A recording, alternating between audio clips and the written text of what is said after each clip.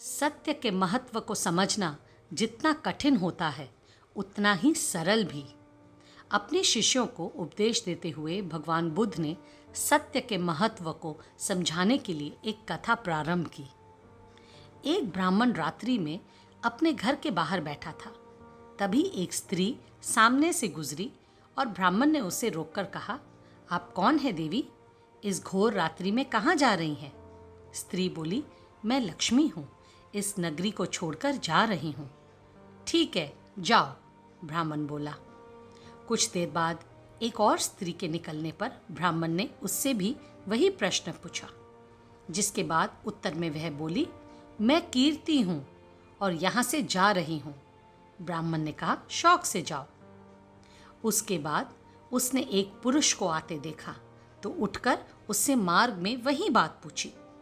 पुरुष बोला, मैं सत्य हूँ और इस नगर को छोड़कर जा रहा हूँ।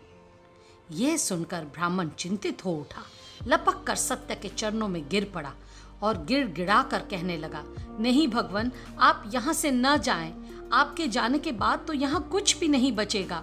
मैं आपको यहाँ से नहीं जाने दूंगा, भले ही मेरे प्राण निकल जाए। परोपकारी ब्राह्मण की विनती सुनकर सत्य वहीं रुकना स्वीकारते हैं। ब्राह्मण को संतोष हो जाता है। कुछ ही क्षणों में लक्ष्मी और कीर्ति को वापस आते देखकर वह मुस्कुराकर पूछता है, आप दोनों तो चली गई थी, अब क्या हुआ? यह सुनकर दोनों बोली, हे ब्राह्मण देव, जहां पर सत्य है वहां से हम नहीं जा सकती, अब हमें भी यहीं रहना होगा। भगवान बुद्ध पुनः बोले, श्रेष्ठ जीवन का आधार सत्य है। सत्य के बल पर ईश्वर है।